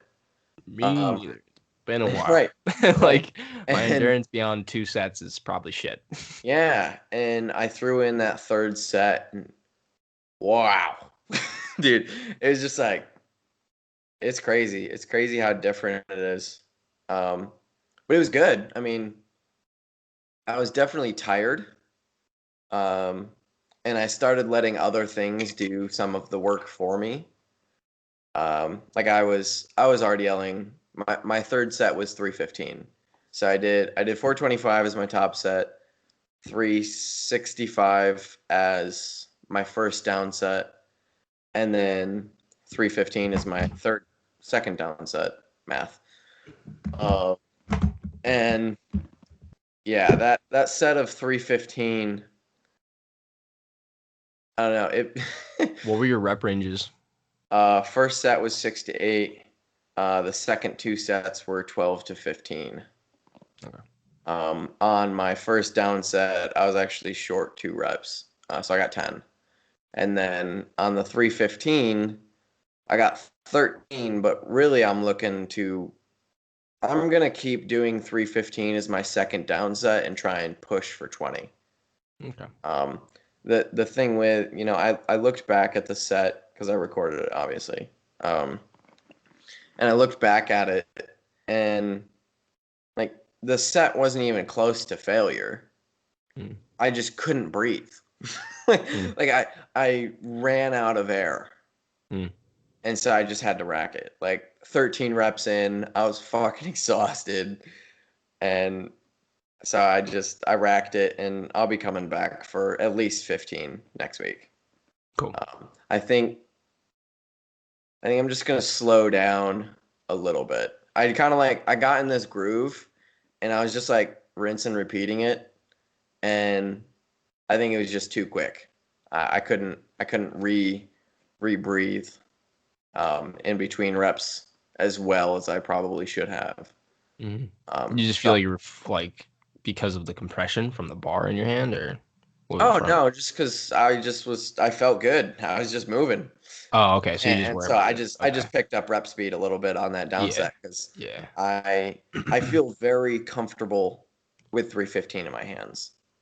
at this point, right? Like I row it, and Fuck. and so yeah, that's the thing that always gets me is I'm like, I can barbell row this. I should be able to do it in any deadlift form very handily. Yeah. Yeah. Proficiently. Right. And so, keeping it in my hands wasn't really a problem. I got a nasty forearm pump though from those sets. Yeah, I don't think I wrapped my straps well enough. My forearms had a crazy pump. It was awesome. It's been a while. The last client I was working with, we were pulling RDLs and his forearms got pumped up too. He's Yeah. like, damn. Yeah, it's funny how RDLs are good for getting the forearm pumps. Yeah. He also wasn't gripping the bar initially though. Like he had like a very strange, like this was how he like gripped the bar. Like 3 fingers like underneath, and then he had like 2 like stabilizers. And I was like, let's just like get the hands like over completely. And Yeah, then, like once he when started gripping it, when you RDL, do you over or do you false grip it? I over. Yeah. You I false? I switch between them all the time. Okay. Like, Interesting. yeah, I don't know why. Feel like it changes anything? I don't think so.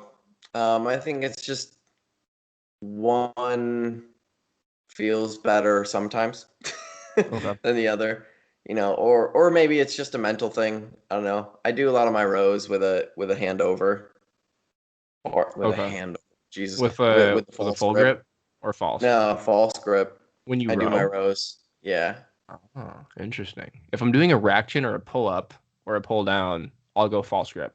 All right. But when I do a row, I've got full grip.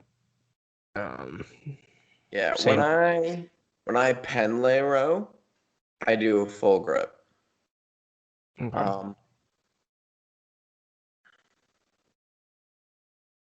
I don't really know how to explain why. I think it's the way that when I do a full grip, especially with a row, the way it sets my elbows, just by the comfort of how the bar sits in my hands.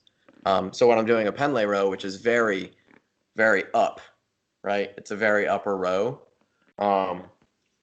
Having the thumb over actually helps me keep my arms aligned a little bit more that way. Whereas when I'm doing a normal row, it's just more comfortable for me to have a false grip and pull more towards, belly button, upper stomach area. Okay. Yeah, I could see that. Yeah. Yeah. I don't know the exact reason why, or if there is even a reason why, but that's kind of what I do. I find that when I false grip, I have a little bit more access to like shoulder range of motion. Like I think you can externally rotate just a little bit more if you have a false grip than if you have a true grip. I think. Like so it keeps me. Yeah, it allows me to externally rotate just a little bit more if I have a false grip, in my opinion. And it just feels a lot more comfy. Like if I'm hitting my rear delts, like if I have a true grip, I just feel like I get too tight and I can't, like there's like a little like block. But then once I go false grip, I just feel like my path just changes like a little bit more. For your rear delt. Really? Yeah.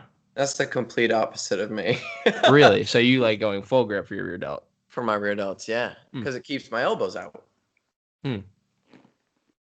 Interesting. I don't know. Yeah. Yeah. It's one of those training things that you just kind of you play with over time. Yeah. How did we get here? Dude, I really don't know. Yeah, me neither, actually. But so we've been on for an hour and a half, but we got a handful of other things that I wanted to talk about. Yeah, we got a couple more. But I wanted to talk about your questions that you kind of came with, and get more into like an exercise segment here. We did just talk about RDLs for a little bit, but nothing really getting into them. I know you had some questions about exercises from some followers of yours. Do you want to bring those out? May as well stay in the RDL compartment. Department. I guess compartment works too. So, trouble activating the glutes during an RDL. Now, I had suggested that there's going to be a happy medium between feeling things really well and then loading as well. There's going to be a difference, but like you're not going to feel like a leg extension. It's not going to be something that you connect really, really well with. So I had suggested just pre-contracting the glutes just to help him find them first before he starts his initiation. Do you have any suggestions for finding the glutes on an RDL outside of a pre-contraction? Yeah, I mean, it's one of those things that like it'd be nice to see a video of it. Because I think it could be a couple different things, right? If their depth or their range of motion is coming more from thoracic rounding or upper back rounding, and that's how they're hitting the bottom of the rep, then yeah, you're not really going to stretch the glutes as much, and you probably won't get that sensation because your back's going to take the brunt of that those forces. Yeah. So that would be the first thing, is look at if they're keeping a neutral spine. The second piece would be look at one thing that helped me cue my glutes in an RDL was actually ensuring that I externally rotated at the hip just a little bit.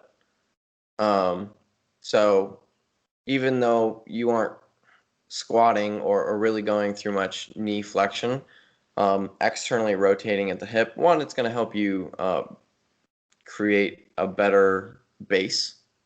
But that was one cue that helped me kind of cue in my glutes. It is, I mean, it's the same thing as pre-contracting, right? When we contract our glutes, it externally rotates us at the hips. Yeah.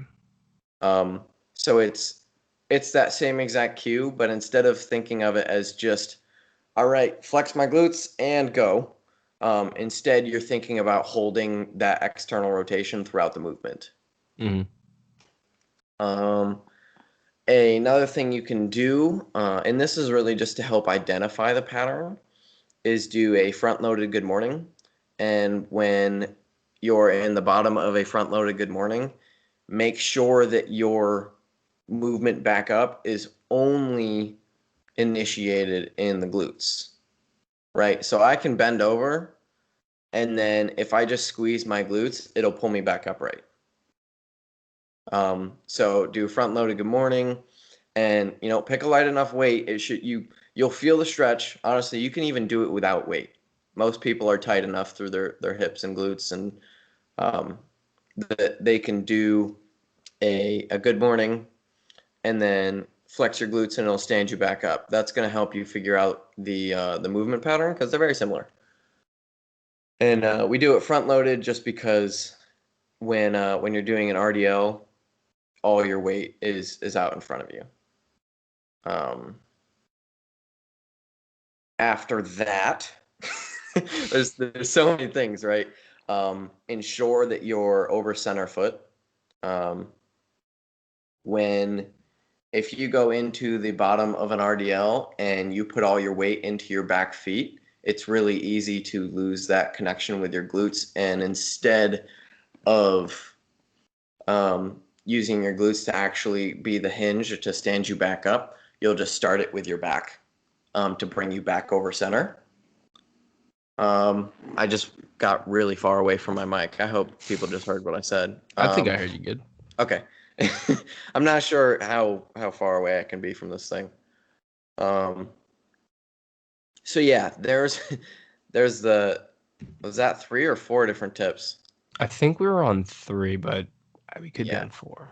Okay. Well, I'll give you 4. And if this is 4, here's fancy number 5. Hey.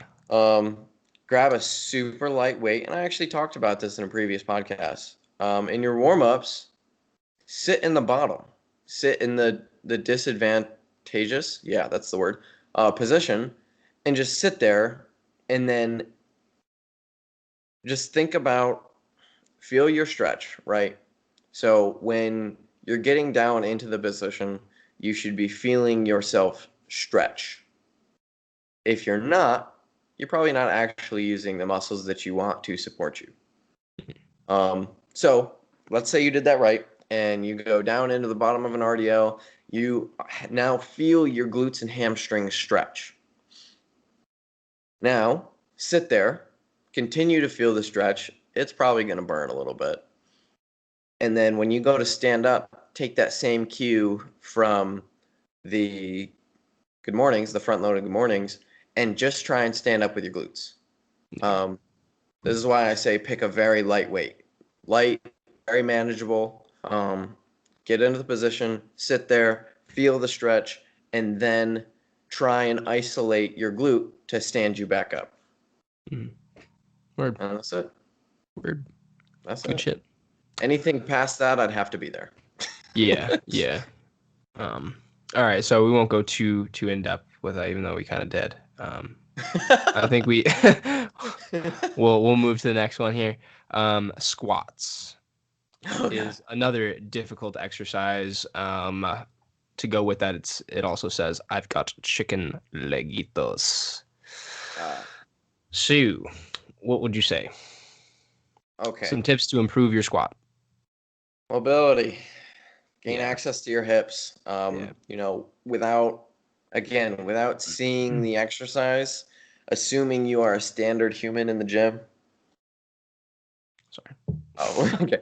Assuming you're a standard human in the gym and you do what most people do, I'm going to assume that you have super tight hips and you lack all control through internal and external rotation at the hips.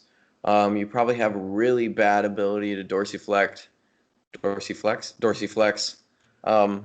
So spend time warming up, doing, lunges, sit in the bottom, Bulgarian split squats. Definitely one of my favorite warm-ups before a squat is actually doing the Bulgarian split squats. It's called a PNF. Sorry, I probably didn't have. I thought you were gonna say counterbalance squat. I love those as well. I spent a Squat. ton of time doing prep movements for leg day, Yeah. just because I sit all day, right? And so I need to ensure that I've loosened and warmed up my hips and gained the access that I need so that I can properly do what I have to do without hurting something. Because I want to be able to get into the positions that the weight is going to put me in without weight. I think that made sense. Basically, I want to be able to do a squat and do the squat perfectly without weight so that when I do it with weight, I know it's not the weight that's putting me in the position. Yeah. Because that's how you get hurt. Yeah. So yeah, work on exercises, ask your coach to help you open up your hips. Yeah. Just because 9 times out of 10, I'll bet that's it. That was the biggest game changer for me too, was improving my mobility and stability in my hips 100%. For sure. Yeah, that was like literally game changer. Night and day. And also shoes as well. I don't really like shoes that have an arch or I'm sorry, a lift of any sort or any kind of cushion. I fucking hate it. Absolutely hate it. Yeah, I mean, I lift in Converse, but I wouldn't recommend lifting in a running shoe. No, dude, I'm like looking at some of these people's shoes and it's like the shoe, right? And then like this is like from the back that I can see this. It's like the shoe and then the cushion goes like at least like an inch out from the back of the heel. Yeah. And then it goes down a little bit even more and then it like totally circles the foot like an inch outside. It's like how the hell are you walking on these like paddles? Like how do you like they're good for swimming. You know what? I feel like I'm pretty analytical with stuff. You know what I see a lot of, dude? You'll see some people that when they walk, their pattern looks a little bit off, and they go into their toes. Yeah. Do you notice that? Yeah, a lot of people. Like people that aren't in their heels, like very rarely ever. Like there are some people that literally like when they walk, it's like it's weird. It's almost like they're walking on their tippy toes. Like I don't like shoes, man. I don't fuck with shoes anymore that like offer too much support because it's so ironic. The support that it offers takes away from the support that your foot should have naturally. And then your foot just becomes this pancake that doesn't know what the hell it's doing. Yep. Yeah, but the mobility thing, that open is up your definitely hips. biggest game changer for me. Open up your hips, gain control. So what we do is, and pretty much everyone else that's on the team with Nick will go through preparatory work, and this is basically how we warm up for whatever day we're doing. So if we have an upper day, we have preparatory exercises for our shoulders and our spine. And then if we have a lower day, we're kind of dealing more with like the spine, hips, knees, and ankles. And these preparatory movements are movements that focus on small things, like fine motor skills that translate really, really well into those larger movements, like when you're actually working out. So like when you're squatting and RDLing and things like that, we have these movements that encourage better movement with the movements that we're going to do during our workout. And it's much, much better than just doing like 10 minutes on the treadmill and then trying to step under 315 and squat it. Like the movement transfer is much more efficient. When you're doing these preparatory exercises, like the cues, the mentality that you can get into, it's just a total game changer when you start focusing on those preparatory movements to help encourage better movement in your actual lifts. Yeah, and I think what shouldn't be taken lightly is that these warm-up exercises are done with the same focus as our actual movements, our main exercises, right? We are doing these prep movements so that we can best execute the movements we're trying to progressive overload. Yeah.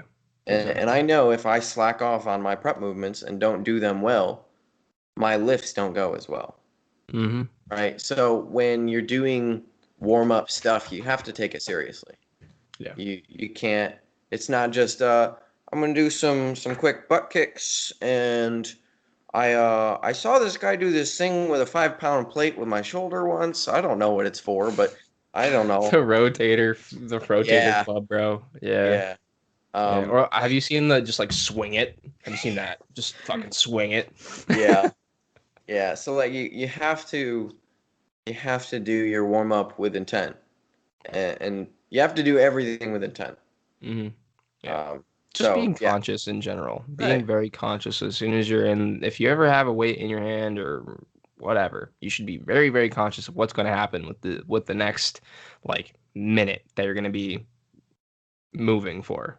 Yes. I see a lot of people just kind of like pick it up, go sit down, blah blah blah, and then not even reach failure, and then just rack it, and like they're like, I did it. Nice job. Huh? Yeah, exactly. Yeah. I feel so locked and like loaded for all of my sets. Like I try to stress that with all my clients too. I'm like, when it's time, it's like it's fucking time. You're going to either get a rep up or you're going to outform the shit out of yourself, okay? From your previous session. Like either whatever progression is good progression. So it's like you have to be like there and very engaged in what's going on, very conscious of what's going on, and like you can't really slack off. Like after you're set, okay, take some deep breaths, maybe listen to some music or whatever the hell you want to do, but like during your set, take it super seriously.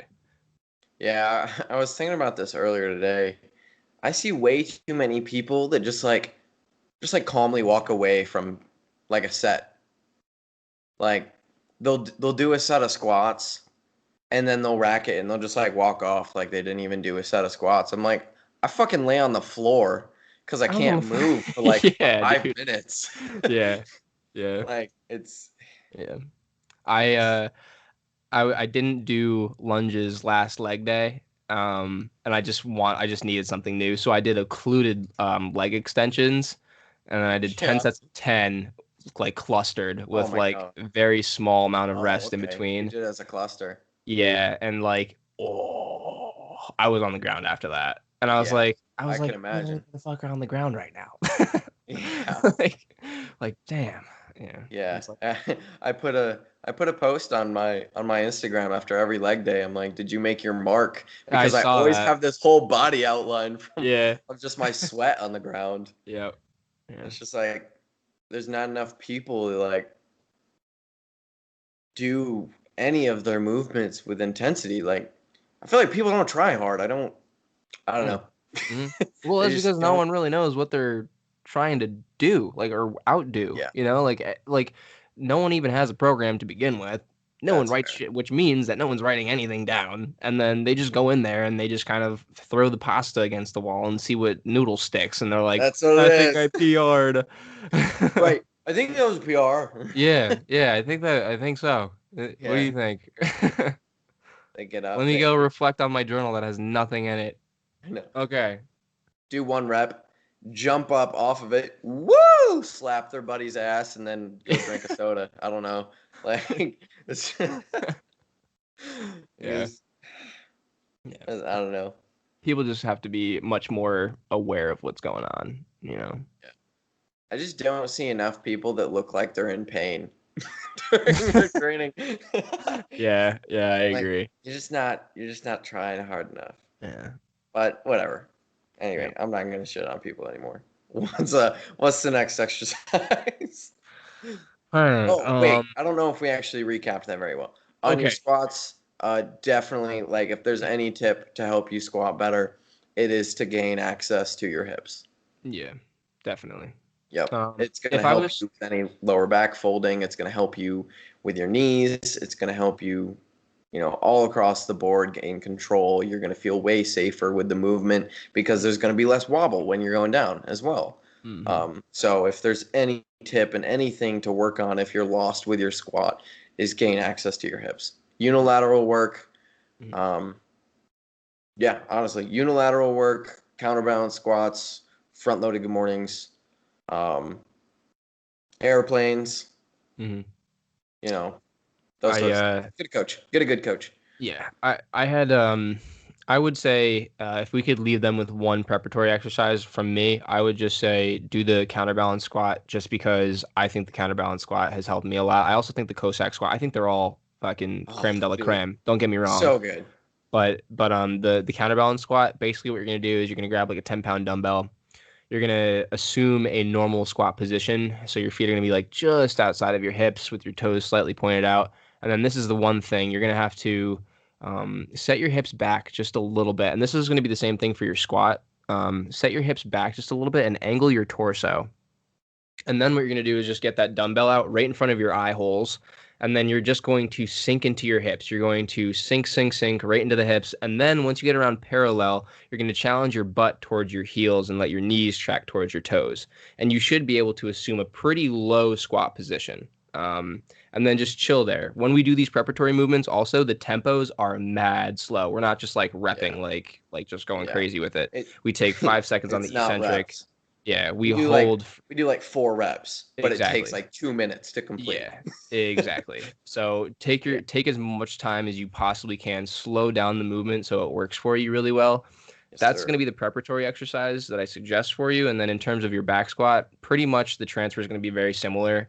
Set a torso angle. That's what I would say, because I see a lot of people not set a torso angle and then they just try to sit right down and they get capped because they have no more range of motion at their ankles. So set the torso forward just a little bit, and then you can really sink into those hips. That's kind of what I would suggest there.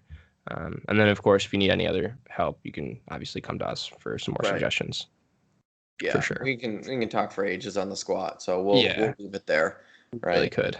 There's so many tips and tricks for helping your squat, and I'm still learning them. there's so many that I've picked up, and I've developed a lot pretty quickly in my squat, but there's still so much. Yeah. There's a lot that you can do, which is good. That's good that there's a good amount of stuff. I will say that I had this one kid come up to me and he was just bound up, could not squat for the life of him. Like literally when he tried squatting, and he had a nice incline in his shoe too. He had like powerlifting shoes. And he was like, can't get past parallel. Never happened, never will happen. And I was like, bullshit. I was like, grab that dumbbell right there, do a counterbalance squat. And dude, he was literally just like hammies on calves, just like amazed. He was like, dude, I've never been in this position before in my entire life. And I was like, there it is. Wow. Yeah, I had a very similar situation with a client of mine. Not exactly. He was very stuck in a way that he squats, And he was telling me that he had to wear knee sleeves because if he didn't, there was one of the hamstring tendons from the semi-mem, and there's a semi-membranosus and a semi-tendinosis. That's it. Yeah. God, I can never fucking say it. The tendon that connects across the knee from that one. Mem or ten? Mem. Okay. I think tendinosis is medial, and I think the membranosis is lateral. Yeah. And it would like click and move in place. And he said he had to wear knee sleeves, and really all it took was just an adjustment of his feet. Like, yeah. And very instantly, I was like, adjust your feet this way and send me another video. He goes, dude. I fucking love that. He's like, what? Yeah. I've lived with this my whole life. I'm like, dude, how good does that feel? Dude, that feels so good. That just happened to me a couple days ago. I had this. So, dude, ready? 2 weeks ago, this dude comes up to me and he's like, he really didn't ask me too many questions, but he's really into powerlifting. I see him like near every day I go and lift. He's always in there when I'm in there. And then he finally, and I actually saw him like a couple weeks before that. He asked another big dude in there that just kind of like does stuff. I don't really like, not gonna say it anymore, but like just does stuff, gives and loves giving advice where people don't ask for it. He's like one of those kind of guys. But then this guy went to that guy, asked him about shoes, what he thought, and then I did not want to listen about what they had to say. Anyways, fast forward 1 week from that. This was 2 weeks ago. He asked me what I thought about shoes, and I was like, "Oh, you just opened up a whole can of worms, my guy." So I like went into shoes with him, and then he was like, "Yeah, so like my family wanted to buy me some like heel elevated shoes," and I was like, "Okay, cool." And then basically I was like, "You're probably not going to be getting underneath the loads that you do right now with that heel elevation because it's going to change the biomechanics of your movement a little bit. It's going to shift your weight forward, and you're not going to be used to that. So just start light and build your way up to it." Fast forward 2 weeks to like a couple days ago, and he was like, "Yo, remember what you saying about that incline? So I didn't take it easy, and my knee hurts now."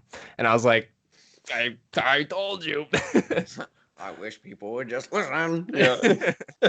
Yeah. So then, it does feel good though, doesn't it? Troubleshot that a little bit, and and I convinced him to take a little deload because he's been hammering this program for like 7 weeks now.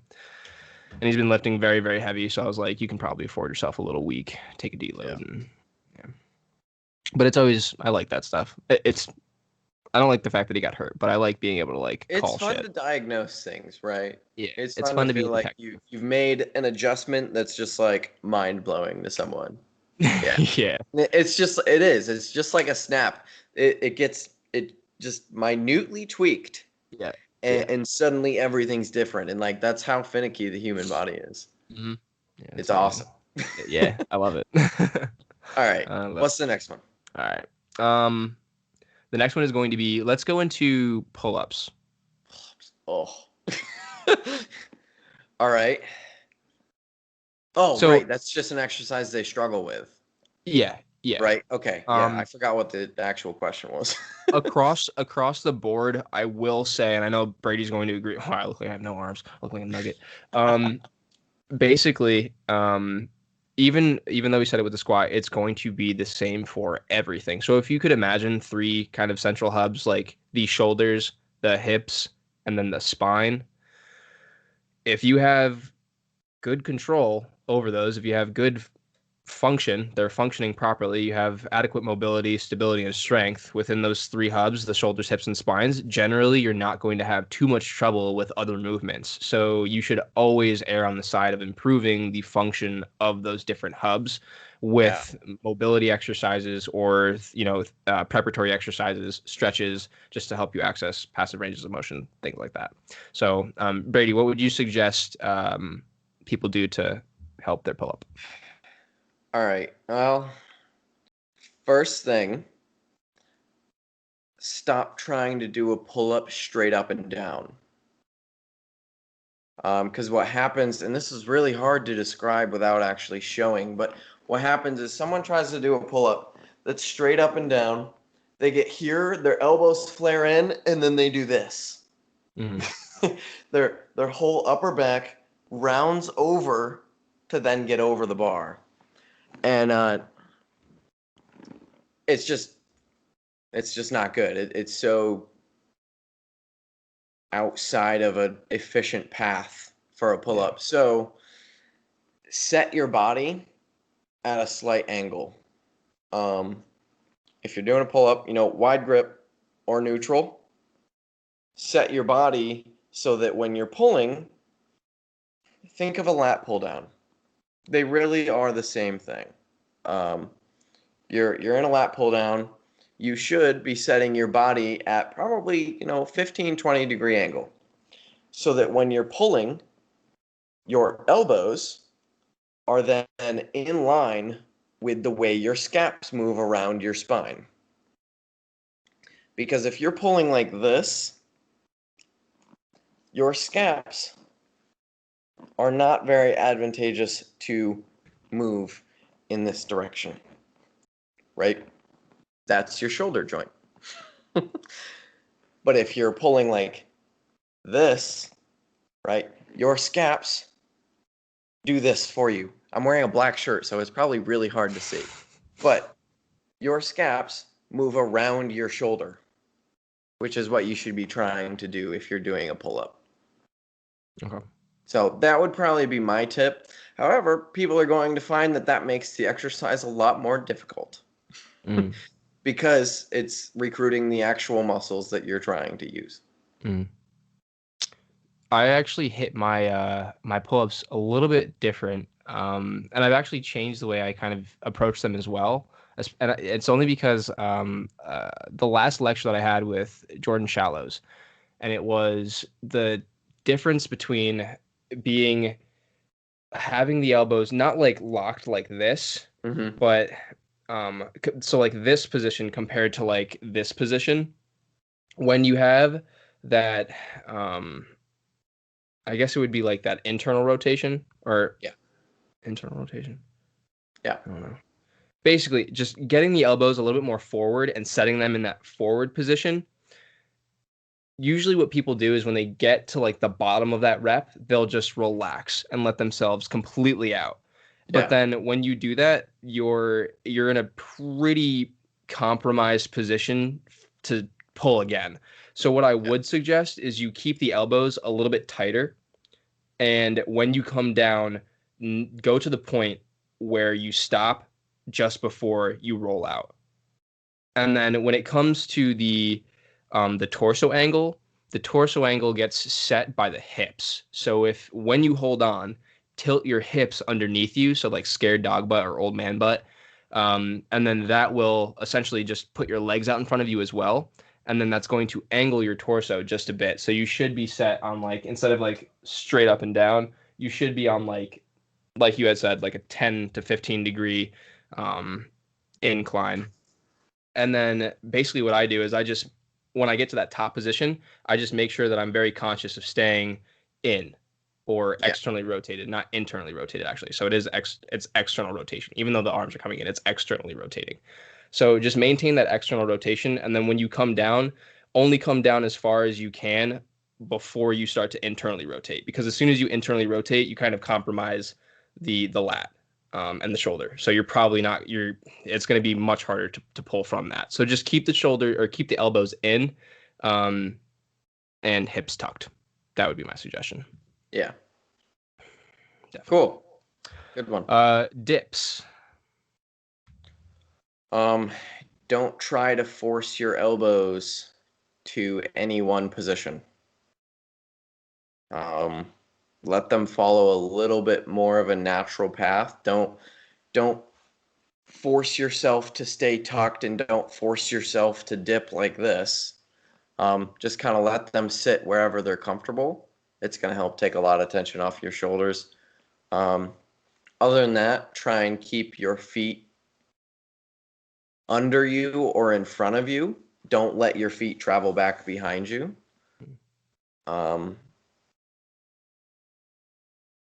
And go slow, I guess. that would be my tips for that exercise. it's one of those ones that you kind of have to play around with the way you feel it, I guess. And where is most comfortable. Especially when talking about like the arm angle thing.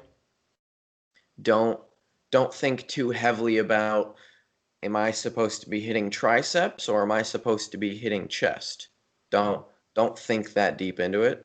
Yeah. Because you're gonna hit both. Mm-hmm. So those are my tips. What you got?